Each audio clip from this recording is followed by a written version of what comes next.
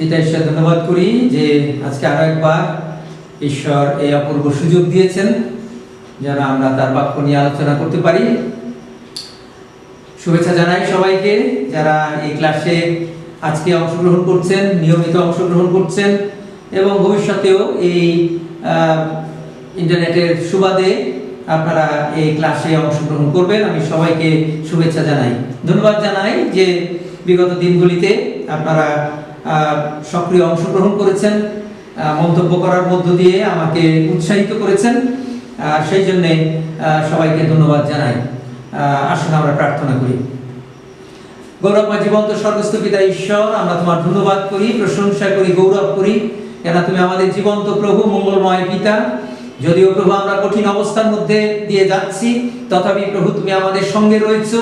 তোমার অনুগ্রহ, তোমার দয়া, তোমার আশীর্বাদ দিয়ে তুমি আমাদেরকে চালাচ্ছ এবং প্রভু বিশেষভাবে তুমি এই কঠিন অবস্থার মধ্যে প্রভু যখন আমাদের সমস্ত কিছু অস্বাভাবিক হয়ে পড়েছে, তখনও প্রভু তোমার বাক্য নিয়ে পাঠ ধ্যান আলোচনা করার এই অপূর্ব সুযোগ আমাদের দিয়ে দিয়েছো। আমরা তোমার চরণে কৃতজ্ঞ হই। প্রভু তোমার হস্তে এই সময় সমর্পিত হই, আমি তোমার হস্তে সমর্পিত হই। যারা প্রভু এই ক্লাস এখন অংশগ্রহণ করবেন এবং প্রভু ভবিষ্যতেও যারা দেখবেন, প্রভু তুমি প্রত্যেককে তোমার পবিত্র আত্মার দ্বারা তুমি সাহায্য করো এবং তুমি যে শিক্ষা, যে চেতনা প্রভু তুমি আমাদেরকে দিতে চাও, যে উৎসাহ দিতে চাও তোমার বাক্যের মধ্য দিয়ে, প্রভু তা গ্রহণ করার জন্য উপযুক্ত হৃদয় এবং মন প্রভু তুমি আমাদেরকে দান করো। সমস্ত বিষয় প্রভু তুমি নিয়ন্ত্রণ করো এবং সমস্ত কিছুর মধ্য দিয়ে পিতা তুমি গৌরবান্বিত এবং মহিমান্বিত হও, কেন তোমার পুত্র আমাদের জীবন্ত মুক্তিদাতা প্রভু যীশু খ্রিস্টের নামে এই প্রার্থনা চাই, আমেন। আমরা বিগত ক্লাসে সৃষ্টির যুগ নিয়ে আমরা আলোচনা করেছিলাম। স্বাভাবিকভাবেই ধারাবাহিকভাবে আমাদের আলোচনায় আজকে আমাদের আলোচনার বিষয় হচ্ছে আদি পিতাদের যুগ।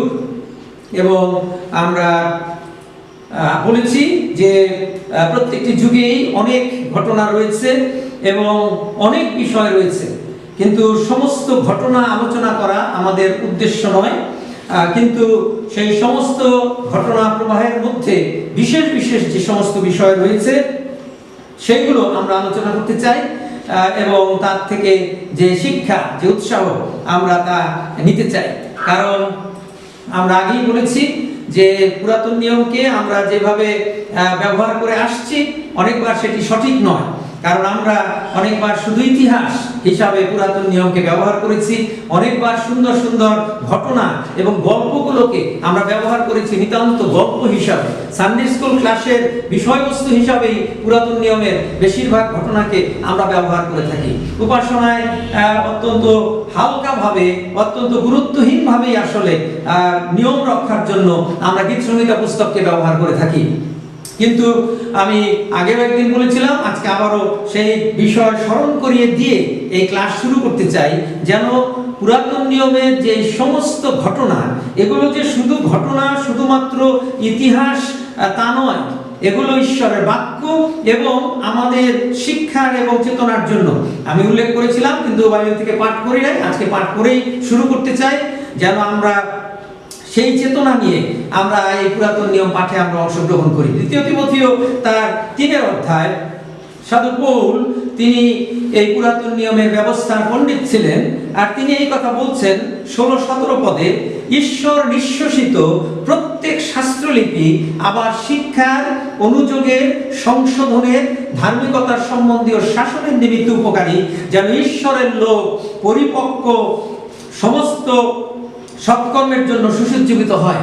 সুতরাং ঈশ্বর নিঃশ্বসিত প্রত্যেক শাস্ত্রলিপি, শাস্ত্রের সমস্ত লিপি, সমস্ত লেখা।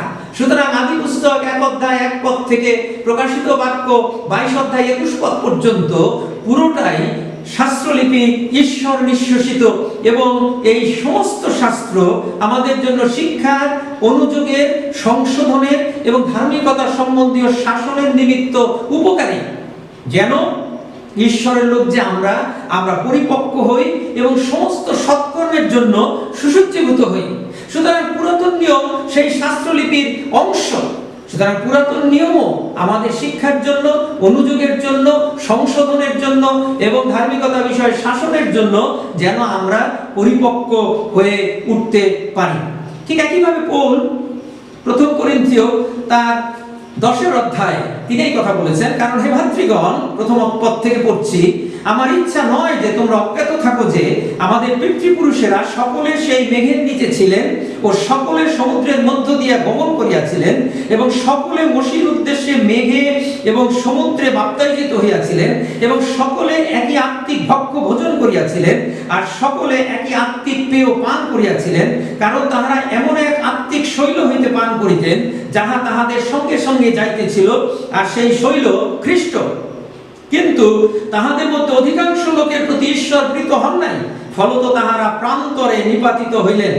এই সকল বিষয় আমাদের দৃষ্টান্ত স্বরূপে ঘটিয়াছিল, যেন তাহারা যেমন অভিলাষ করিয়াছিলেন আমরা তেমনি মন্দ বিষয়ে অভিলাষ না করি। সুতরাং এই যে সব ঘটনা, এবং সেই ঘটনার মধ্যে সবচেয়ে আশ্চর্য বিষয় পৌল বলছেন যে এই যে তারা গিয়েছেন, যে শৈল থেকে তারা পান করেছেন, তিনি বলছেন সেই শৈল খ্রিস্ট। সুতরাং সেই পুরাতন নিয়মের সেই সময় এই ঘটনার মধ্যে খ্রিস্ট উপস্থিত ছিলেন। পৌল তিনি সেই কথা বলছেন এবং তিনি বলছেন এই সকল বিষয় আমাদের দৃষ্টান্ত স্বরূপে ঘটিয়াছিল। শুধু গল্প জানার জন্য নয়, ঘটনার জন্য নয়, সানডে স্কুলের গল্পের জন্য নয়, আমাদের জন্য এগুলো সব দৃষ্টান্ত, যেন তাহারা যেমন অভিলাষ করিয়াছিলেন আমরা তেমনি মন্দ বিষয়ের অভিলাষ না করি। এরপর তিনি প্রতিমা পূজা তাদের সমস্যা, তাদের ব্যভিচারের সমস্যা, তাদের বচসার সমস্যা, এই সমস্ত সমস্যার কথা তিনি বলেছেন এবং তিনি সেখানে আমাদেরকে বারবার প্রত্যেকটি ঘটনার পরে তিনি বলেছেন যেন আমরা তেমন না করি। 8 পদের শেষে লেখা আছে আমরা যেন তেমনি ব্যভিচার না করি, এবং 9 পদের শেষে লেখা আছে আমরা যেন তেমনি প্রভুর পরীক্ষা না করি। 10 পদের শেষে লেখা আছে তোমরা তেমনি বচসা করিও না, এবং তারপরে 11 পদে লেখা আছে এই সকল, অর্থাৎ এই পুরাতন নিয়মের সমস্ত ঘটনাবলী এই সকল তাহাদের প্রতি দৃষ্টান্ত স্বরূপে ঘটিয়াছিল এবং আমাদের এই চেতনার জন্য লিখিত হইল, আমাদের যাহাদের উপরে যুগকলাপের অন্ত আসিয়া পড়িয়াছে। সুতরাং এই যে পুরাতন নিয়ম আমরা আলোচনা করছি, এই সমস্ত পুরাতন নিয়ম লিখিত হয়েছে আমাদের চেতনার জন্য এবং আমাদের সামনে দৃষ্টান্ত রূপে, যেন এর থেকে আমরা শিক্ষা নেই এবং যে সমস্ত ভুল ভ্রান্তি ইসরায়েল জাতির জীবনে ঘটেছিল, যার জন্য তারা শাস্তি পেয়েছিল, ঈশ্বরের ক্রোধ তাদের উপর এসেছিল, যেন আমরা তেমনটি না করি, কিন্তু আমরা চেতনা পাই, আমরা সংশোধিত হই এবং আমরা উপযুক্ত ঈশ্বরের কাঙ্ক্ষিত জীবন আমরা যাপন করতে পারি। আর সেই জন্য এই পুরাতন নিয়ম এই বাইবেলে লিপিবদ্ধ করা হয়েছে, বাইবেল আমাদেরকে সেই কথা বলে। সুতরাং আজকে আমরা আদিপিতাদের যুগ নিয়ে আলোচনা করব। অনেক বড় অংশ, 12 অধ্যায় থেকে 50 অধ্যায় পর্যন্ত আদি পুস্তকের, এবং 4 জন আদিপিতার ঘটনা সেখানে লেখা আছে এবং 361 বছর সময়ের কথা সেখানে লেখা আছে। তারিখ আমরা আগেও বলেছি 2165 থেকে 1804 খ্রিস্টপূর্বাব্দ পর্যন্ত এই আদিপিতাদের যুগ। এবং এখানে শাস্ত্রাংশ আমরা আগেই বলেছি আদি পুস্তক 12 অধ্যায় থেকে 50 অধ্যায় পর্যন্ত, শেষ পর্যন্ত। এবং যে 4 জন আদি পিতা তারা হলেন আব্রাহাম, ইসহাক, যাকব এবং যোসেফ। আমরা এই সমস্ত বিষয় আমরা জানি, তাদের নাম জানি, অনেক ঘটনাবলী আমরা এখান থেকে জানি, কিন্তু এই সমস্ত আমি আগেই বলেছি ঘটনা নিয়ে আলোচনা করা আমার উদ্দেশ্য না। আব্রাহামের বিষয় আদি পুস্তক 12 অধ্যায় থেকে 25 অধ্যায় আছে, শেষের দিকে ওভারল্যাপিং আছে। স্বাভাবিকভাবেই আব্রাহামের জীবন শেষ হওয়ার আগে ইসহাক এসেছেন, তার জন্ম হয়েছে ইত্যাদি, এবং ইসহাক 25 অধ্যায় থেকে 27 অধ্যায়, যাকব তিনি 27 থেকে 36 অধ্যায়, এবং যোসেফ 36 থেকে 50 অধ্যায়। আমরা লক্ষ্য করতে পারি যে ইসহাকের ঘটনার বর্ণনা সবচাইতে কম আছে, মাত্র 3-4টি অধ্যায়ের মধ্যে, এবং আব্রাহামের বিষয় অনেক লম্বা আছে, এবং পরে যোসেফের বিষয়ও অনেক লম্বা আলোচনা, অনেক ঘটনাবলী সেখানে রয়েছে।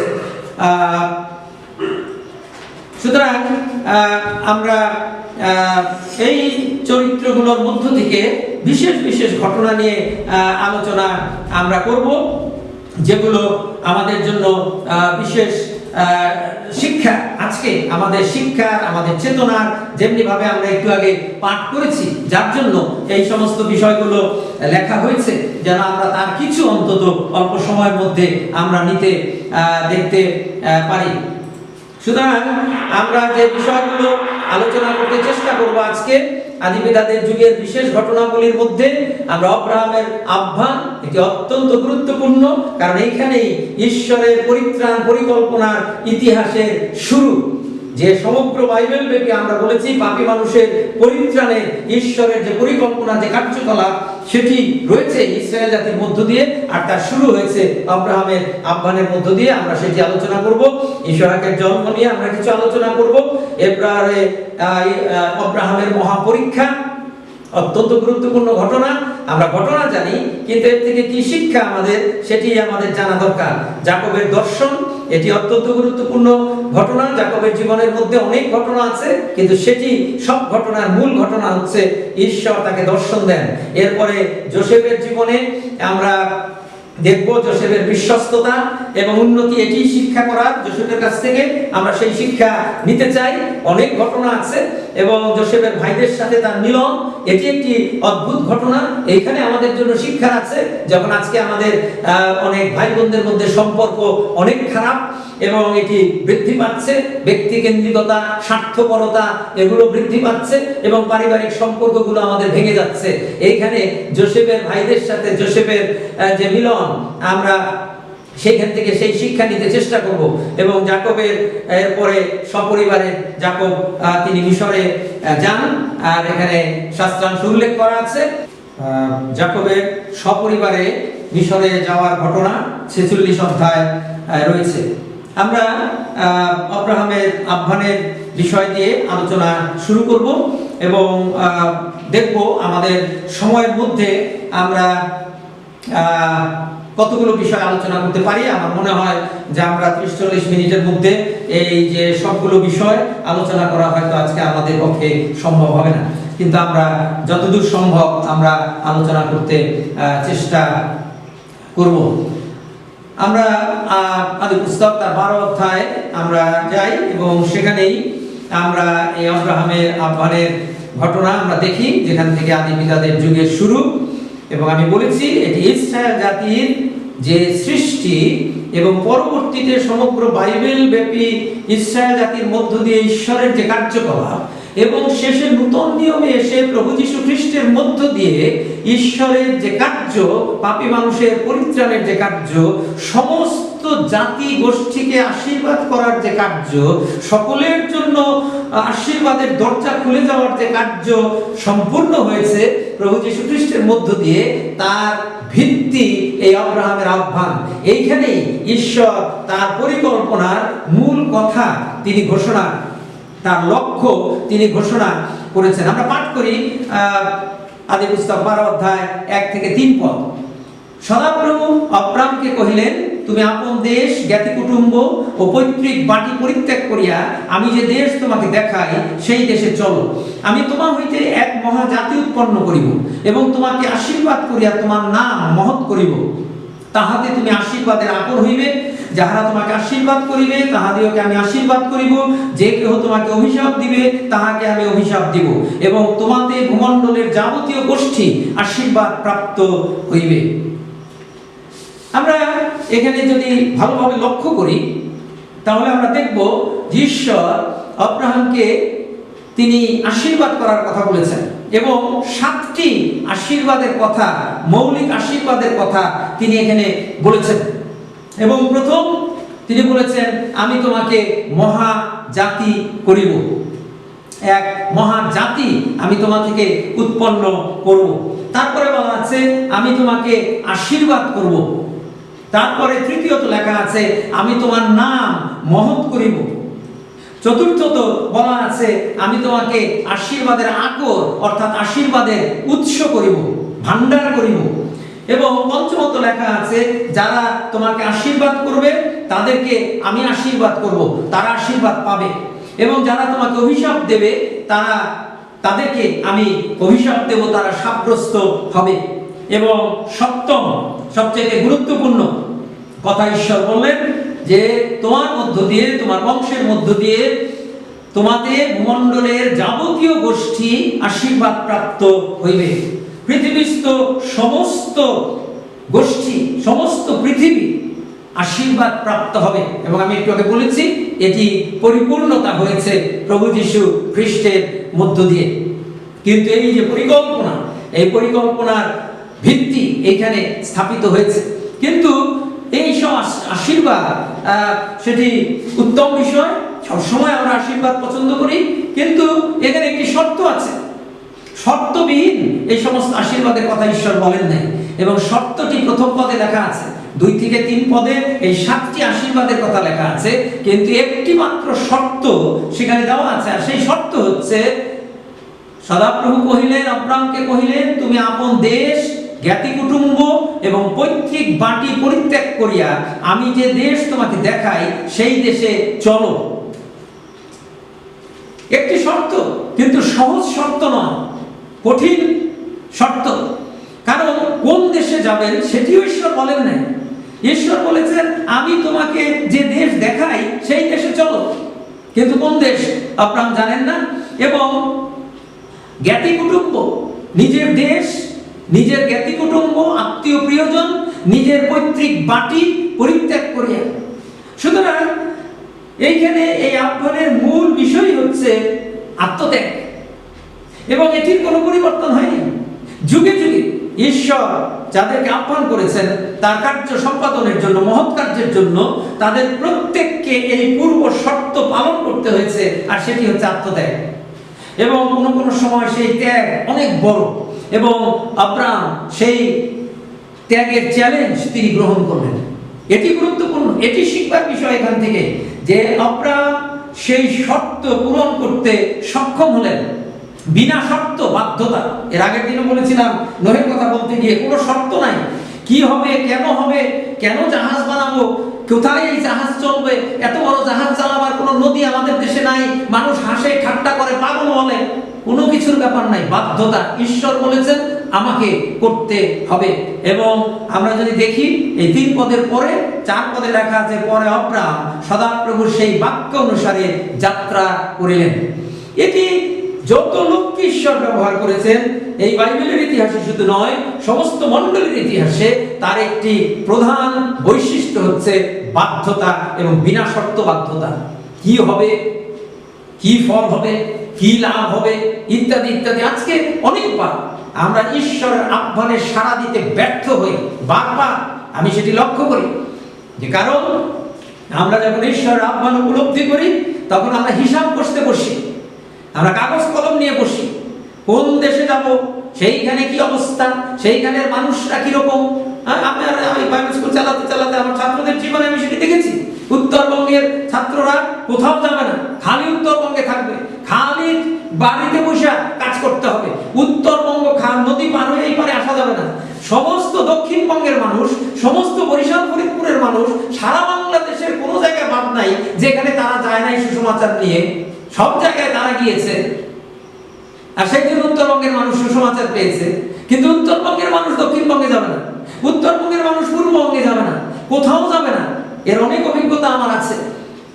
এমনকি কয়েক বছর আগে আমার এক ছাত্র, সে বহুদিন যাবৎ তার বাড়িতে বসে বসে এই মানব প্রচারকের কাজ করেছে, আর তারপরে তাকে ট্রান্সফার দিয়েছে তার কর্তৃপক্ষ দক্ষিণবঙ্গে। এবং যেহেতু এই মিনিস্ট্রি যারা করেন সেই নেতাদের সবাইকে আমি চিনি, তারা সবাই আমার জুনিয়র এবং সবাই আমাকে যথেষ্ট সমীহ সম্মান করেন। আর আমার সেই ছাত্র আমাকে ফোন করে বলল, স্যার একটু অসুবিধা হয়ে গেছে। কি অসুবিধা হয়েছে? যে স্যার আমারে তো আপনি জানেন আমি এতদিন পর্যন্ত এই বাড়িতে থেকেই পালক প্রচারকের কাজ করতেছি আমাদের এলাকায়, আমারে তো দক্ষিণবঙ্গে ট্রান্সফার দিছে, আপনি যদি আমাদের বসে একটু বইলা দিতেন যেন আমারে ট্রান্সফার না দেয়। আমি আমার ছাত্রকে বলছি, তুমি ভুল জায়গায় ফোন করছো, তোমার তো চাকরি যাওয়া উচিত। আমি তোমার কর্তৃপক্ষকে বলে দিব যে তুমি যদি দক্ষিণবঙ্গে না যাও তাহলে তোমাকে চাকরি থেকে বিদায় দিয়ে দেয়। বাড়িতে বসে বসে প্রভুর সেবা করার আজকাল সুবিধাজনক অবস্থায় থেকে সুবিধা লাভ করে সুবিধা পাওয়ার জন্য, সুবিধা ভোগ করার জন্য আজকে আমরা অনেক পরিচর্যায় আমরা নিয়োজিত হতে চাই, আমরা হিসাব নিকাশ মিলাতে চাই, বেতন কত হবে সেটা আগে জানতে চাই, কি সুযোগ সুবিধা হবে সেগুলো জানতে চাই। কখনোই এই হিসাব নিকাশ দিয়ে প্রভুর সেবা করা সম্ভব না। বাধ্যতা, নিঃশর্ত বাধ্যতা এমনকি আব্রাহাম তিনি জানতে চান নাই। তার সম্পর্কে এই কথা লেখা আছে, নূতন নিয়মে তার বিষয়ে এই সাক্ষ্য দেওয়া হয়েছে যে তিনি ইব্রিয় পত্রে লেখা আছে, কোথায় যাইতেছেন তাহা না জানিয়া যাত্রা করিলেন। এখানে লেখা নাই, কিন্তু নূতন নিয়মে এসে আমাদের কাছে এই সাক্ষ্য দেওয়া হয়েছে যে তিনি কোথায় যাইতেছেন তাহা না জানিয়া তিনি যাত্রা করিলেন। এইরূপ বাধ্যতা আজকে অভাব আমাদের, আর সেই অভাব বলেই আজকে এমনি পরিচর্যাকারীর অনেক অভাব, এবং ঈশ্বরও সেই জন্য মহৎ কার্য করতে সক্ষম হন না, কারণ আমরা তাকে কাজ করার সুযোগ আমরা দেই না। যখন সেই বাধ্যতা আমাদের থাকে না, তখন ঈশ্বর যা করতে চান তা করতে পারে না। সুতরাং আব্রাহামের এই আহ্বানের মধ্যে এটি প্রধান শিক্ষার বিষয়, আমাদের নিঃশর্ত বাধ্যতা, এবং সেখানে ত্যাগ করার অনেক বড় বিষয় আছে। ত্যাগ ঈশ্বরের সেবার জন্য পূর্ব শর্ত, এবং সবচাইতে গুরুত্বপূর্ণ শর্ত। দেশ, জ্ঞাতি কুটুম্ব, পৈতৃক বাটি সবকিছু সবার জন্য একরকম হবে না, কিন্তু এই কথা নিশ্চিত কোনো না কোনো ত্যাগ আমাদেরকে স্বীকার করতেই হবে যদি প্রভুর সেবা আমরা করতে চাই, তার ইচ্ছা পালন করতে চাই। কিন্তু আশীর্বাদের মধ্যে যদি আমরা দেখি, আমি যে বিষয়টিকে গুরুত্ব দিতে চাই আর যেটি আমাদের জন্য আজকে গুরুত্বপূর্ণ, সেটি চতুর্থ বিষয় বলেছিলাম, আশীর্বাদের উৎস করব, আশীর্বাদের ভান্ডার। ঈশ্বর আজকেও আমাদেরকে আশীর্বাদ করেন যেন আমরা আশীর্বাদের ভান্ডার হই, আমরা আশীর্বাদের কারণ হই। অনেকের জন্য অনেকে আশীর্বাদ পায়। যিশু সেই কথা বলেছিলেন যে আমি যে জল দেব, সেই জল যে পান করবে সে আর কখনো তৃষ্ণার্ত হইবে না, এবং তার অন্তর থেকে জীবন জলের অনুই প্রবাহিত হবে, সে জীবন জলের ভান্ডারে পরিণত হবে, এবং আরো অনেকে আশীর্বাদ পাবে। এবং সেটি আজকে আমাদের বেলায় সত্য, এবং সেই কথা আমাদের মনে রাখা দরকার। শুধু আশীর্বাদ পাওয়া নয়, কিন্তু আমাদের মধ্য দিয়ে আশীর্বাদ অনেককে দেওয়া, অনেকের জীবনে আশীর্বাদের কারণ হওয়া, এটি ঈশ্বরের উদ্দেশ্য। এরপরে আমরা আব্রাহামের জীবনের অনেক ঘটনাবলী আছে, যার অনেক ঘটনা থেকেই, সব ঘটনাই আমি বলেছি ঘটনার জন্য লিপিবদ্ধ হয় নাই, আমাদের আশীর্বাদের জন্য, আমাদের চেতনার জন্য, আমাদের সামনে দৃষ্টান্ত রূপে লেখা হয়েছে, এবং আমরা তা দেখতে পারি। কিন্তু আমি এরপরে আব্রাহামের মহাপরীক্ষা, আমি সেই বিষয়টি লক্ষ্য করতে চাই। 22 অধ্যায় সংক্ষিপ্তভাবে আলোচনা করতে হবে, আমাদের সময় দ্রুত চলে যাচ্ছে, এবং সেই ঘটনা আমরা সবাই জানি, কিন্তু সেই ঘটনা থেকে যে গুরুত্বপূর্ণ শিক্ষা আমি আজকে উপস্থিত করতে চাই। ঘটনা বলার কোনো প্রয়োজন নাই, কারণ আমরা ঘটনা সবাই জানি। এবং এখানে সেই ইসহাককে বলি দেওয়ার কথা ঈশ্বর বললেন। আবারও কি সাংঘাতিক বিষয়! আমরা জানি এই গল্প আমরা পড়ি, এই গল্প আমরা বলি, কিন্তু আমি জানি না কতবার গভীরভাবে আমরা এটি বুঝতে চেষ্টা করি যে আসলে ঘটনাটি কি ঘটছে। আব্রাহামকে ঈশ্বর সন্তান দেবেন 80 বছর বয়সে বলেছেন, আর সন্তান হয়েছে 100 বছর বয়সে। 20 বছর অপেক্ষা করতে হয়েছে। তিনি হতাশ হয়েছেন, তিনি নিরাশ হয়েছেন, এবং তারপরে আমরা জানি যে সেখানে সেই হতাশা নিরাশার কারণে তার স্ত্রীর পরামর্শে তিনি হাগারকে বিবাহ করেছেন এবং ইসমাইলের জন্ম দিয়েছেন। সুতরাং কঠিন 20 বছর তিনি মানুষ ছিলেন, কোনো সন্দেহ নাই। আমার প্রশ্ন হচ্ছে, আমরা কতদিন অপেক্ষা করতাম? কতদিন অপেক্ষা করার মতো নিয়ে আছে আমাদের?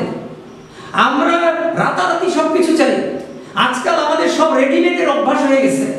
কাপড় আগে বানাইতে দিতে হইতো। আমরা যখন ছোট ছিলাম, আমাদের প্রথম কাজ ছিল বড় বাবার সঙ্গে দোকানে যাওয়া, কাপড়ের দোকানে আগে যাওয়া, কাপড়ের দোকানে গিয়ে কাপড় পছন্দ করা, সেখান থেকে কাপড় কেনা, তারপর আবার দর্জির বাড়িতে যাওয়া, দর্জির ওখানে গিয়ে মাপ দেওয়া, তারপরে দর্জি আবার কাপড় বানাই দেবে।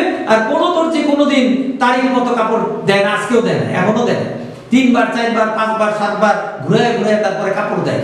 ছেলেবেলারা দেখি দোকানে যায় গিয়ে একেবারে পুরান প্যান্টটা খুললা, নতুন প্যান্টটা পইরা, পুরান শার্টটা খুললা, নতুন শার্টটা গায়ে দিয়ে সুন্দর আইসা করে ব্যাগের মধ্যে পুরান কাপড় চোপড় নিয়ে। রেডিমেডের যুগে আছি আমরা। ইনস্ট্যান্ট না, ইনস্ট্যান্ট নুডলস গরম পানির মধ্যে দিলেই 3 মিনিটের মধ্যে রান্না হয়ে যায়। ইনস্ট্যান্ট কফি খালি গরম পানির মধ্যে দিয়ে ফুটান দিলেই খাওয়া হয়ে যায়। প্রিয় ভাই এবং বোনেরা, ঈশ্বরের রাজ্যে কোনো ইনস্ট্যান্ট ব্যবস্থা নেই, শর্টকাটের কোনো ব্যবস্থা নেই, কোনো শর্টকাট নেই। খ্রিস্টানের জীবনে, ঈশ্বরের লোকের জীবনে কোনো শর্টকাট নেই। সব রাস্তা লম্বা, ওই যে 7 দিনের আর 10 দিনের রাস্তা 40 বছরে বানাইছে ঈশ্বর। এটি বিশ্বাসীর জীবন। শর্টকাট নাই, শর্টকাট চলবে না। এবং আব্রাহামকে 20 বছর অপেক্ষা করতে হয়েছে। আমরা মনে করি আজকে ঈশ্বর বললে কালকেই এটা হয়ে যাবে, না, হয়ে যাবে না। দাউদের অভিষেক হয়েছিল যখন তিনি রাখাল মালক রাজা কবে হয়েছিলেন? কত বছর অপেক্ষা করতে হয়েছিল, কত কষ্টের মধ্য দিয়ে যেতে হয়েছিল, প্রাণ সংশয়ে পাহাড়ে জঙ্গলে ঘুরে বেড়াতে হয়েছিল, রাজা তাকে হত্যার জন্য খুঁজে বেড়াচ্ছে। কই, অভিষেক তো হয়ে গেছে, রাজা হবেন তিনি। সমুয়েলকে তাকে অভিষেক করেছেন, কি পরের দিন রাজা হয়েছেন? নো, আমাদেরকে সেই শিক্ষা নিতে হবে। কিন্তু সেই যে 20 বছর পর একটি সন্তান পেয়েছে, আমি সেটি বলেছিলাম যে আমাদের চিন্তা করতে হবে আসলে কি ঘটছে, কত কঠিন এই ঘটনাটি। 20 বছর বসে তিনি এই সন্তান ইসহাককে পেয়েছেন, মাঝে ইসমাইলকে পেয়েছেন, সেটাও ঈশ্বর বলছেন এটা চলবে না। ওইখানেও খুব গুরুত্বপূর্ণ শিক্ষা আছে। এই সব কিছু আলোচনা করতে গেলে খুব সমস্যা, কিন্তু তবুও না বলে আমি থাকতে পারি না। আমরা অনেক সময় ঈশ্বরকে সাহায্য করতে চাই, আমরা ঈশ্বরের ইচ্ছা বুঝি, ঈশ্বর বলেন তুমি এটা করো, আমি এটা চাই, তারপরে 2 দিন 3 দিন অপেক্ষা করে আমরা ঈশ্বরকে সাহায্য করতে চাই। ঈশ্বর যেন তিনি পারেন না। আব্রাহাম আর সারাও তাই মনে করুন যে ঈশ্বর বেটা বলছে এই আমাকে একটা সন্তান দেবে, কই সন্তান তো হয় না, চলো আমরা দুজনে মিলে ঈশ্বরকে সাহায্য করি, ওটা তো তোমার ঔরসই হবে, ওটা তো তোমারই সন্তান হবে। আমরা অনেক যুক্তি দেখাই যে ঠিকই আছে, এটা কোনো সমস্যা নাই, ঠিকই ছিল, ওটা তো আব্রাহামের ঔরসে ইসমাইল জন্ম হয়েছে, ইসমাইল অবশ্যই আব্রাহামের সন্তান। কিন্তু ঈশ্বর তা গ্রহণ করেন নাই। ঈশ্বর আমাদের সাহায্য তার প্রয়োজন নাই, আমাদেরকে অপেক্ষা করতে হবে ঈশ্বরের সময় পর্যন্ত। তা যতই দীর্ঘ হোক, তাহলেই শুধুমাত্র ঈশ্বরের যে পরিকল্পনা, ঈশ্বরের যে মহৎ ইচ্ছা তা পূর্ণ হবে। আমাদের ইচ্ছা দ্বারা সমস্যা তৈরি হবে। যখন সারা হাগারকে নিয়ে আব্রাহামকে দিয়ে বিবাহ করিয়ে সন্তান জন্ম দিল, সেটি সমস্যা সৃষ্টি করলো তাদের জন্য, অশান্তি সৃষ্টি করলো পরিবারের মধ্যে, কষ্ট সৃষ্টি করলো আব্রাহামের জন্য, কারণ তার নিজের ঔরসজাত সন্তানকে বাড়ি থেকে তাকে তাড়িয়ে দিতে হলো। এটি সহজ কাজ ছিল না। সুতরাং আমরা যদি ঈশ্বরকে সাহায্য করার চেষ্টা না করি আমাদের বুদ্ধি, আমাদের চিন্তা, আমাদের কার্যকলাপ দ্বারা, সুতরাং সেখানে আমাদের জন্য সেই শিক্ষা আছে। কিন্তু আজকে যখন আমি বলেছি যে আমরা কি চিন্তা করি কখনো যে 20 বছর অপেক্ষা করে 100 বছর বয়সে, বৃদ্ধ বয়সে একটি সন্তান পেয়েছেন, এবং সেই সন্তান এখন যুবক হয়েছে, 10-15 বছর হয়তো বয়স হয়েছে, বয়সের কথা এখানে উল্লেখ নাই, কিন্তু আমরা বুঝতে পারি এরকম বয়স হবে তার। এবং তখন ঈশ্বর এসে বলছেন যে তুমি এই সন্তানকে, পুত্রকে, যাকে তুমি ভালোবাসো, সেই ইসহাককে লইয়া মরিয়া দেশে যাও, এবং তথাকার যে এক পর্বতের কথা আমি তোমাকে বলিব, তাহার উপরে তাহাকে হোমার্থে বলিদান দাও। কি সাংঘাতিক কথা! কিন্তু যেটির দিকে দৃষ্টি আকর্ষণ করতে চাই, ওইখানে 12 অধ্যায় যখন বলা হয়েছিল তুমি দেশ জ্ঞাতি কুটুম্ব সব ত্যাগ করে চলে যাও, তারপরে 4 পদে লেখা আছে আব্রাহাম যাত্রা করিলেন। এইখানেও এই কথা বলার পরে আব্রাহাম প্রত্যুষে উঠিয়া গর্ত সাজাইয়া 2 দাস এবং আপন পুত্র ইসহাককে সঙ্গে লইলেন, হোমের নিমিত্তে কাষ্ঠ কাটিলেন, আর উঠিয়া ঈশ্বরের নির্দিষ্ট স্থানের দিকে গমন করিলেন। ইন বিটুইন কিছু নাই। তিনি ঈশ্বরকে জিজ্ঞেস করেন নাই। আমি হলে করতাম যে হ্যাঁ প্রভু ঠিক আছে দিব, কিন্তু একটা দিতে 20 বছর অপেক্ষা করছো, আমার বয়স এখন 100, এর পরেরটা কবে দিবা?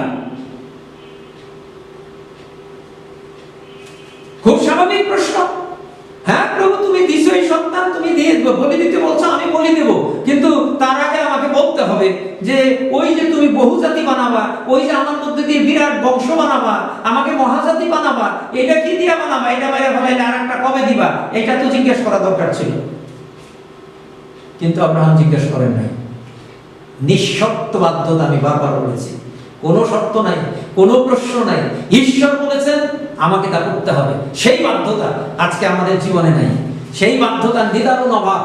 সব জায়গায় আমরা আমাদের ইচ্ছা মতো, আমাদের পরিকল্পনা মতো, আমাদের সুবিধা মতো, আমাদের সময় মতো আমরা সবকিছু করতে চাই।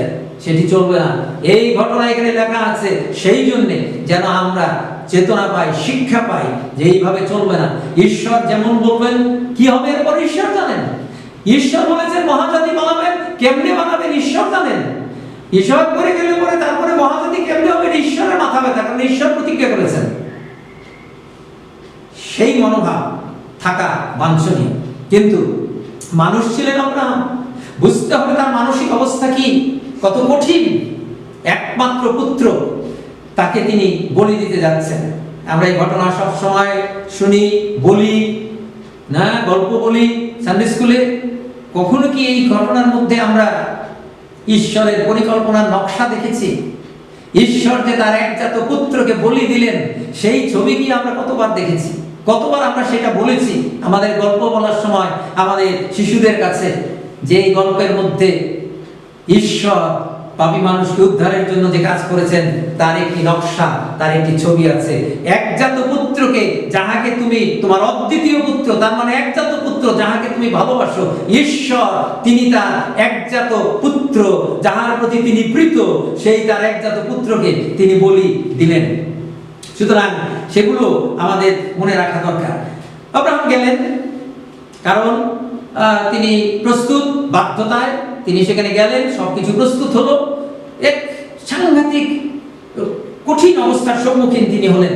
7-8 পদে যখন পুত্র পিতাকে জিজ্ঞেস করছে, আমি বলেছি গভীরভাবে বাক্য করার সময় শুধু গল্প ঘটনা নয়, এর মধ্য থেকে আমাদের জন্য শিক্ষার চেতনা কি আছে সেটি বুঝবার জন্য গভীরভাবে উপলব্ধি করতে হবে।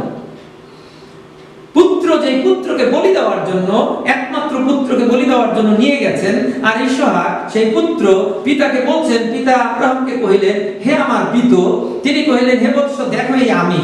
তখন তিনি কহিলেন, এই দেখুন অগ্নি এবং কাষ্ঠ, কিন্তু হোমের নিমিত্তে মেষশাবক কোথায়? কি প্রতিক্রিয়া হতে পারে তখন বাবা জানেন মেষশাবক কোথায়, আর ছেলে জিজ্ঞেস করছে মেষশাবক কোথায়? আব্রাহাম কহিলেন, বৎস, ঈশ্বর আপনি হোমের জন্য মেষশাবক যোগাইবেন। আব্রাহাম এই কথা বলেছেন, কি বুঝে বলেছেন জানি না, কিন্তু ঈশ্বর মেষশাবক জুগিয়েছেন। আমরা সেই ঘটনার শেষে এসে সেটি দেখতে পাই। কিন্তু আব্রাহাম তিনি এখানে বলেছেন ছেলেকে, ঈশ্বর মেষশাবক যোগাইবেন, কিন্তু তারপরে আমরা দেখি কোনো মেষশাবক নাই। আব্রাহাম তিনি সেই সন্তানকে কাষ্ঠ সাজিয়ে তাকে বেঁধেছেন। 9 পদে লেখা আছে, আপন পুত্র ইসহাককে বাঁধিয়া বেদিতে কাষ্ঠের উপরে রাখিলেন।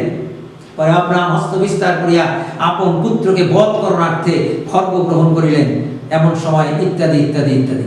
12 পদে এসে লেখা আছে, তখন তিনি বলিলেন, যুবকের প্রতি তোমার হস্ত বিস্তার করিও না, উহার প্রতি কিছুই করিও না, কেননা এখন আমি বুঝিলাম তুমি ঈশ্বরকে ভয় করো, আমাকে আপনার অদ্বিতীয় পুত্র দিতেও অসম্মত নও। আব্রাহামের বলি গ্রাহ্য হয়েছে, ঈশ্বর গ্রাহ্য করেছেন।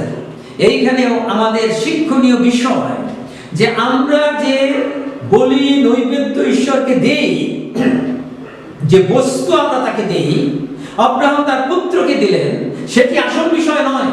আসল বিষয় মনোভাব। আব্রাহাম তো ছেলেকে বলি দেয় নাই, কিন্তু আমরা যখন চিন্তা করি মনের দিক থেকে আব্রাহাম তার সন্তানকে বলি দিয়েছেন আগের রাত্রে যখন ঈশ্বর তাকে বলেছেন। আব্রাহাম যদি অন্তরে ইসহাককে বলিদানের সিদ্ধান্ত না নিতেন, তাহলে তিনি এই পর্যন্ত আসতে পারতেন না এবং তার সন্তানকে বলি দেওয়ার জন্য তার তলোয়ার তিনি উঠাতে পারতেন না। সুতরাং এই আন্তরিক অবস্থা এটি গুরুত্বপূর্ণ এবং ঈশ্বর এই আন্তরিক যে অবস্থা সেটিকে তিনি গুরুত্ব দেন। তিনি আমাদের বাহ্যিক যে কার্য সেটির মূল্যায়ন তিনি করেন না। প্রথমত তিনি আমাদের অন্তরের যে অবস্থা, আমাদের আন্তরিক যে অবস্থা সেটি তিনি মূল্যায়ন করেন এবং বাইবেলে আমরা বারবার সেটি লক্ষ্য করতে পারি। এবং ইসরায়েলদের বিরুদ্ধে পরবর্তীতে আমরা জানি যে ঈশ্বর তিনি এই অভিযোগ করেছেন যে তাহারা ওষ্ঠাধরে আমার প্রশংসা করে, কিন্তু তাহাদের অন্তঃকরণ আমা হইতে দূরে থাকে। সুতরাং আমরা ঈশ্বরের উদ্দেশ্যে যাই করি না কেন, তার মধ্যে যদি আন্তরিকতা না থাকে, তাহলে বাহ্যিক কার্যকলাপের কোনো মূল্য ঈশ্বরের কাছে নাই। যিশায়া পুস্তকের 1ম অধ্যায়ে ঈশ্বর তিনি সেই কথা বলেছেন যে তিনি ইসরায়েল জাতির নৈবেদ্য তিনি ঘৃণা করেন, তাদের উপবাস তিনি ঘৃণা করেন। তিনি ক্লান্ত, কারণ তাদের আন্তরিকতার অভাব ছিল। সুতরাং এখান থেকে আমরা সেই বিষয় আমরা শিক্ষা করতে পারি যে আমরা যখন অন্তর দিয়ে কিছু করি, ঈশ্বর বাহ্যিকটাকে গুরুত্ব দেন না। কারণ আব্রাহাম তার ছেলেকে বলি দিতে হয় নাই, কারণ ঈশ্বর আব্রাহামের যে আন্তরিক অবস্থা তিনি সেটিকে গ্রাহ্য করেছেন এবং সেটিকে তিনি ইসহাকের বলিরূপে তিনি গ্রাহ্য করেছেন। আমরা যদি নূতন নিয়মে এই বিষয়ে সাক্ষ্য দেখি তাহলে আমরা ইব্রিয় পত্রে আমরা সেখানে 11 অধ্যায় সেটি লক্ষ্য করতে পারি। আর সেখানে 11 অধ্যায় 17 থেকে 19 পদে লেখা আছে, বিশ্বাসে আব্রাহাম পরীক্ষিত হইয়া ইসহাককে উৎসর্গ করিয়াছিলেন, এমনকি যিনি প্রতিজ্ঞা সকল সানন্দে গ্রহণ করিয়াছিলেন তিনি আপনার সেই একজাত পুত্রকে উৎসর্গ করিতেছিলেন, যাহার বিষয়ে তাহাকে বলা হইয়াছিল, ইসহাকে তোমার বংশ আখ্যাত হইবে। তিনি মনে স্থির করিয়াছিলেন ঈশ্বর মৃতগণের মধ্য হইতেও উত্থাপন করিতে সমর্থ, আবার তিনি তথা হইতে দৃষ্টান্ত রূপে তাহাকে ফিরিয়া পাইলেন। সুতরাং তিনি মনে স্থির করলেন এবং এই বিশ্বাস করলেন যে ঈশ্বর মৃতগণের মধ্য থেকেও তাকে তুলতে পারেন। এটি গুরুত্বপূর্ণ, এই যে আন্তরিক অবস্থা, এই যে বিশ্বাস এবং আব্রাহামের এই বিশ্বাস সম্পর্কে তিনি যে ঈশ্বরে বিশ্বাস করেছিলেন এবং সেই সম্পর্কে রোমীয় তার 4 অধ্যায় পৌল তিনি সাক্ষ্য দিয়েছেন। রোমীয় 4 অধ্যায় এই কথা লেখা আছে, যেমন লিখিত আছে, আমি তোমাকে বহু জাতির পিতা করিলাম, সেই ঈশ্বরের সাক্ষাতেই পিতা, যাহাকে তিনি অর্থাৎ আব্রাহাম বিশ্বাস করিলেন, যিনি মৃতগণকে জীবন দেন এবং যাহা নাই তাহা আছে বলেন। সুতরাং এবং 21 পদে এসে লেখা আছে, আব্রাহাম নিশ্চয় জানিলেন ঈশ্বর যাহা প্রতিজ্ঞা করিয়াছেন তাহা সফল করিতে সমর্থ আছেন।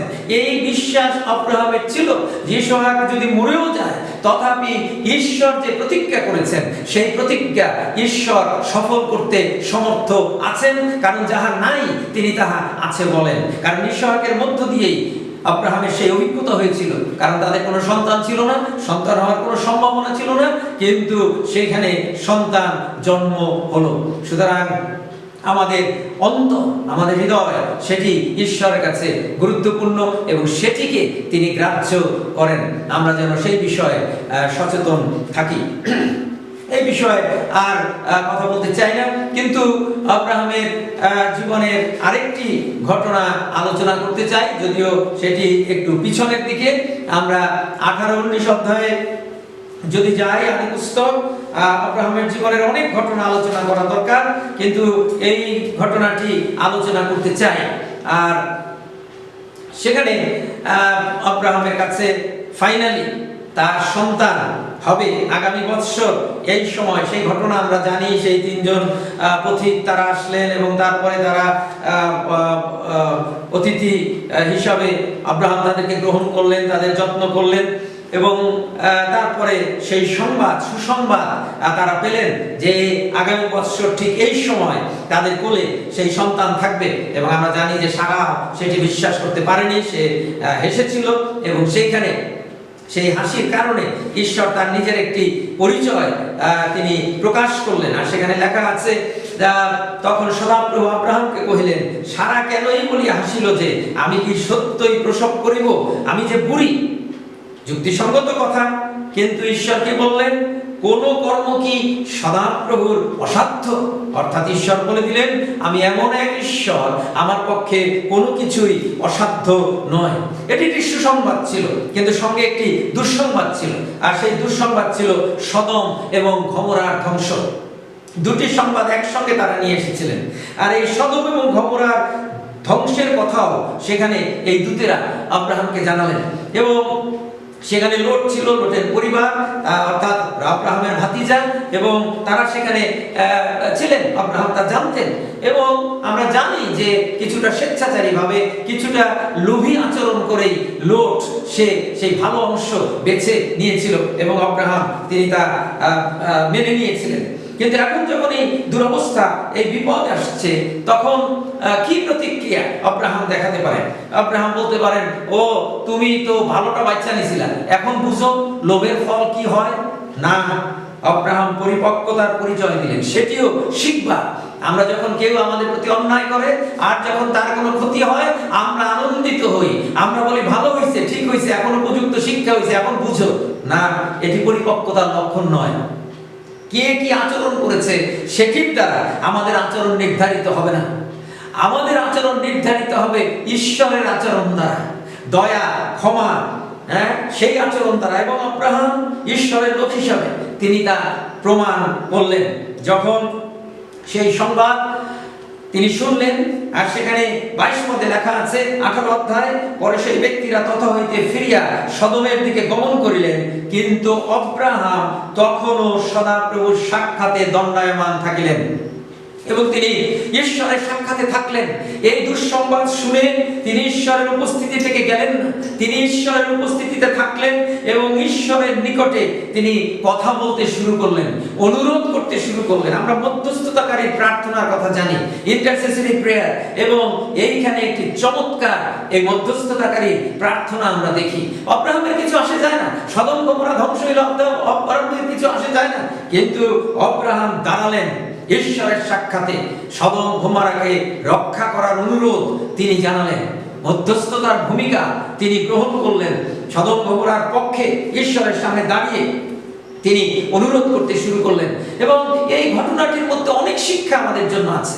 প্রথমত, প্রার্থনায় ঈশ্বরের সামনে উপস্থিত হওয়া, ঈশ্বরের সাক্ষাতে দণ্ডায়মান হওয়া। অনেকবার আমরা প্রার্থনা করি, আমাদের প্রয়োজন আছে, আমাদের সমস্যা আছে, সেই জন্য আমরা প্রার্থনা করি।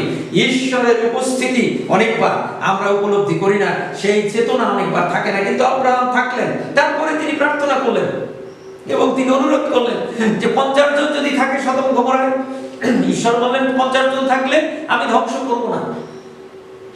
এই পুরো প্রার্থনার মধ্যে আমরা ধার্মিকের প্রার্থনার যে গুরুত্ব আমরা তা বুঝতে পারি। ঈশ্বর সিদ্ধান্ত নিয়েছেন, ঈশ্বর সিদ্ধান্ত ঘোষণা করেছেন, কিন্তু আমরা লক্ষ্য করি আব্রাহাম যখন অনুরোধ করেছেন, ঈশ্বর বলেন নাই এই তুমি আমার এটা কেন বলো, আমি তো আমার সিদ্ধান্ত তোমাকে জানাই দিয়েছি, তুমি অপেক্ষা করো এবং দেখো কেমনে সদম এবং গমোরা ধ্বংস হয়, কারণ তারা পাপিষ্ঠ, তারা মন্দ। না, ধার্মিকের প্রার্থনা যখন ধার্মিক ঈশ্বরের সামনে দাঁড়ায়, ঈশ্বর সেটাকে গুরুত্ব দেন, এমনকি তার সিদ্ধান্ত পাল্টাতে তিনি প্রস্তুত থাকেন, এবং তিনি সিদ্ধান্ত পাল্টাতে রাজি হলেন আব্রাহামের সঙ্গে। এবং আব্রাহাম রীতিমতো দেন দরবার শুরু করলেন। বাজারে গিয়ে যেমন আমরা 5 টাকা 10 টাকা দামাদামি শুরু করি, আব্রাহাম দামাদামি শুরু করলেন। তিনি 50 জনের কথা বললেন। তারপরে ঈশ্বর বললেন ঠিক আছে, যদি 50 জন থাকে তাহলে আমি ধ্বংস করব না। আব্রাহাম বললেন যে যদি 50 জন না থাকে তাহলে তার চাইতে যদি একটু কম হয়, তাই তিনি বললেন ধার্মিকের 5 জন যদি কম হয়, যদি 45 জন হয় তাহলে কি আপনি ধ্বংস করবেন? ঈশ্বর বললেন না, ধ্বংস করব না। তারপরে আব্রাহাম বুঝলেন, তারপরে তিনি 40 জনের কথা বললেন, ঈশ্বর মানলেন। ঈশ্বর বলেন নাই তুমি বেশি দামাদামি করতেছো, যাও। অনেক সময় দোকানদাররা বলে আরে এত দামাদামি করেন না, যান, আপনার কেনা লাগবে না। কিন্তু ঈশ্বর আব্রাহামের অনুরোধে কর্ণপাত করলেন, মূল্য দিলেন, সম্মান দিলেন। আজকে আমাদের সেটি শেখা দরকার। আমরা যখন ধার্মিকতা ঈশ্বরের সামনে দাঁড়াই, ঈশ্বর আমাদেরকে সম্মান করেন, মূল্য দেন। আমাদের কথার দাম আছে ঈশ্বরের কাছে, ঈশ্বরের লোকের কথার দাম আছে। ঈশ্বর দাম দিলেন এবং আব্রাহাম নিজেই বুঝলেন যে একটু বেশি দরাদরি হয়ে যাচ্ছে, মূলামূলিটা একটু বেশি হয়ে যাচ্ছে। আর সেই জন্য তিনি কি বললেন এরপরে 30 পদে, আবার তিনি কহিলেন প্রভু বিরক্ত হইবেন না। বিরক্ত হওয়ার মতো কাজ আব্রাহাম করছেন, কিন্তু ঈশ্বর বিরক্ত হন নাই। মানুষ বিরক্ত হয় অতি সহজে, কিন্তু ঈশ্বর বিরক্ত হন নাই। বললেন বিরক্ত হইবেন না, আমি আরো কহি যদি সেখানে 30 জন পাওয়া যায়। তিনি কহিলেন সেখানে 30 জন পাইলে তাহা করিব না। তিনি কহিলেন দেখুন প্রভুর কাছে আমি সাহসী হইয়া পুনর্বার বলি যদি সেখানে 20 জন 20 জন পাওয়া যায়। তিনি কহিলেন সেই 20 জনের অনুরোধে তাহা বিনষ্ট করিব না। সুতরাং এই পুরো প্রার্থনায় আমরা বুঝতে পারি যে ঈশ্বরের লোকের মূল্য কত। ঈশ্বর সিদ্ধান্ত পাল্টান। ঈশ্বর, আমরা শুধু ঈশ্বর বলেছেন আর সেখানেই শেষ নয়, আমাদের কথা ঈশ্বরের কাছে বলবার অধিকার আমাদের আছে। এবং তিনি অনেকবার আমাদের কথাকে মূল্য দেন। আব্রাহামের কথাকে মূল্য দিলেন। আব্রাহাম শেষ পর্যন্ত 10 জন পর্যন্ত গেলেন। 7 জন ছিলেন সেখানে, লোট এবং তার পরিবার। আব্রাহাম যদি আর এক ধাপ নেমে যেতেন জানি না, হয়তো এই সদম গমোরা রক্ষা পেত, কিন্তু 10 জনে গিয়ে তিনি থেমে গেলেন। কিন্তু ঈশ্বর সেই পর্যন্ত তার কথা রক্ষা করলেন। তিনি বললেন 10 জনও যদি থাকে, সেই 10 জনের অনুরোধে তাহা বিনষ্ট করিব না। আজকে আমাদের সেইরূপ প্রার্থনা ঈশ্বরের কাছে করা দরকার। আজকে আমাদের দেশের জন্য প্রার্থনার সময় সেই প্রার্থনা করা দরকার, কারণ আমাদের দেশ মন্দ, আমরা জানি মন্দ লোকে পরিপূর্ণ, দুষ্টতায় পরিপূর্ণ, কিন্তু ধার্মিক লোক আছে। আমাদের ঈশ্বরের সামনে দাঁড়িয়ে আমি এই করোনার সময় সেই দাবি আমরা করছি পরিবার হিসাবে প্রতিদিন, প্রভু মন্দ এই দেশ, পাপে পূর্ণ এই দেশ, এই মহা ভয়াবহ অবস্থার মধ্যে আমরা দেখছি খুন, ধর্ষণ, অন্যায়, অবিচার, চুরি, ডাকাতি সব হচ্ছে, কিন্তু প্রভু তারপরেও তোমার সন্তানেরা এই দেশে আছে। যদি 10 জন থাকে, যদি 100 জন থাকে, সেই ধার্মিকের অনুরোধে যেন তিনি আমাদের দেশকে রক্ষা করেন, সেই দাবি নিয়ে ঈশ্বরের সামনে আমাদের দাঁড়ানো প্রয়োজন। শেষ যে বিষয় এখানে লক্ষ্য করতে চাই, লক্ষ্যে আমাদের দৃষ্টি টানতে চাই, আর সেটি হলো প্রার্থনার শেষ যে অবস্থা সেটি। তখন লেখা আছে 33 পদে, তখন সদাপ্রভু অব্রাহামের সহিত কথোপকথন সমাপন করিয়া প্রস্থান করিলেন এবং অব্রাহাম স্বস্থানে ফিরিয়া আসিলেন। আমি শুরুতে বলেছিলাম ঈশ্বরের উপস্থিতিতে দণ্ডায়মান হওয়া, এবং প্রার্থনার শেষ আমাদের কিভাবে হয়। আমাদের প্রার্থনা শেষ হয় আমরা আমাদের কথা বলে আমেন দিয়ে আমরা চলে যাই, কিন্তু অব্রাহামের প্রার্থনায় অব্রাহাম আগে যান নাই, ঈশ্বর আগে গিয়েছেন। অব্রাহাম সেটি উপলব্ধি করেছেন। তখন সদাপ্রভু অব্রাহামের সহিত কথোপকথন সমাপন করিয়া প্রস্থান করিলেন। কথোপকথন, আলাপ। আমাদের প্রার্থনা বেশিরভাগ সময় আলাপ নয়, আমাদের প্রার্থনা বেশিরভাগ সময় শুধু বলা, আমাদের সমস্যা, আমাদের চাওয়া সবকিছু বলে আমরা আমেন দিয়ে আমরা কেটে পড়ি। ঈশ্বর কি বলতে চান? ঈশ্বরের বলা শেষ হতে হবে, তারপরে প্রার্থনা শেষ হতে হবে। এখান থেকে আমাদের তা শেখা দরকার। আমাদের বেশিরভাগ প্রার্থনা শেষ হয় ঈশ্বরের কথা বলা এবং শোনা ছাড়া, আর সেই জন্য আমাদের প্রার্থনা মূল্যহীন এবং ফলহীন। আব্রাহাম যতক্ষণ পর্যন্ত ঈশ্বর কথা বলা শেষ না করেছেন, ঈশ্বর কথা বলা শেষ করে সমাপন করিয়া প্রস্থান করিলেন। আমাদেরকে শিখতে হবে যে ঈশ্বরের কথা বলা শেষ করে ঈশ্বর যখন চলে যাবেন, তারপরে আমাদের প্রার্থনা শেষ হবে। প্রার্থনার জায়গা আমাদের স্থান ত্যাগ করতে হবে, আর সেটি অত্যন্ত গুরুত্বপূর্ণ। কারণ আব্রাহাম ঈশ্বর চলে গেলে পর তারপরে তিনি স্বস্থানে ফিরিয়া আসিলেন। সুতরাং প্রিয় ভাই ও বোনেরা, আমি এই কথা বলেছি যে প্রত্যেকটি ঘটনার মধ্যে আমাদের জন্য শিক্ষা, আমাদের চেতনার বিষয়, আমাদের উৎসাহের বিষয় আছে। এক্ষুনি যে ঘটনা বলেছি, আর সেখানে আমাদের শিক্ষার বিষয় আছে, আমাদের প্রার্থনা বিষয়ে শিক্ষা দরকার, আমাদের শিখবার আছে, আমাদের উৎসাহের বিষয় আছে, যে আমাদের ধার্মিকের প্রার্থনা ঈশ্বরের কাছে অত্যন্ত গুরুত্বপূর্ণ। সুতরাং যদি আরো অনেক ঘটনা আমরা আলোচনা করতে পারতাম, আমরা প্রত্যেকটি ঘটনার মধ্য থেকে আমাদের বর্তমান বিশ্বাসীর জীবনকে আরো শক্তিশালী করবার জন্য, পরিপক্ক করবার জন্য উপযুক্ত শিক্ষা এবং উৎসাহ আমরা পেতে পারতাম। কিন্তু আমাদের সময় সীমিত, সুতরাং আমাদের এই সীমিত সময়ের মধ্যেই আমাদের এই ক্লাস করতে হবে। তাই আব্রাহাম সম্পর্কে আর কোনো আলোচনা করব না, আজকে এখানে শেষ করব, এবং আগামী ক্লাসে আমরা যাকব এবং যোসেফের বিষয় নিয়ে আশা করি আলোচনা করব।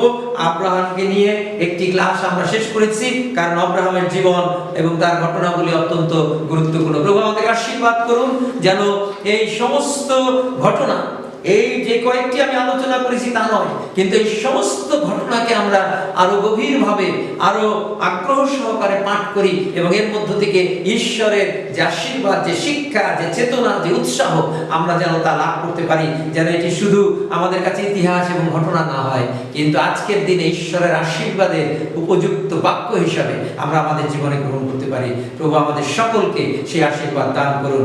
আসুন আমরা প্রার্থনা করি। গৌরবময় জীবন্ত সর্বস্থ পিতা ঈশ্বর, আমরা তোমার ধন্যবাদ করি, প্রশংসা করি, গৌরব করি তোমার বাক্যের জন্য। আমরা ধন্যবাদ দেই প্রভু আব্রাহামের জীবনের জন্য, আব্রাহামের জীবনে তোমার আশ্চর্য কার্যের জন্য, প্রভু তোমার আশ্চর্য প্রতিজ্ঞার জন্য, এবং আব্রাহামের প্রভু সেই বাধ্যতার জন্য, প্রভু তার আত্মত্যাগের জন্য, প্রভু তার বিশ্বাসের জন্য। প্রভু আমরা তোমার গৌরব করি, তোমার প্রশংসা করি। তার জীবন থেকে প্রভু যা কিছু আমরা আলোচনা করেছি প্রভু, সেইগুলো আমাদের জীবনে গ্রহণ করতে প্রভু তুমি সাহায্য করো। তার সেই মধ্যস্থতাকারীর প্রার্থনা, প্রভু তার সেই তার শত্রুর প্রতি তার ভালোবাসা, প্রেমময় পিতা ঈশ্বর, সেগুলো শিক্ষা করতে তুমি আমাদের প্রত্যেককে অনুগ্রহ দাও, যেন আমাদের জীবনেও আমরা তদ্রূপ চর্চা, তদ্রূপ আচরণ প্রভু আমরা করতে পারি।